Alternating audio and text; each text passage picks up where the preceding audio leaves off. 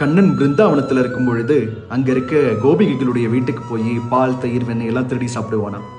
அவன் மட்டும் சாப்பிட்றது இல்லாம அவனுடைய நண்பர்களுக்கும் திருடி கொடுப்பானா. இதெல்லாம் பார்த்து பொறுமை இழந்த கோபிகைகள் யசோதை கிட்ட போய் முறையிடுறாங்க. யசோதையும் பொறுத்து பொறுத்து பார்க்கிறா. ஆனா அவனுடைய சேட்டைகள் குறைந்தபாடில்லை.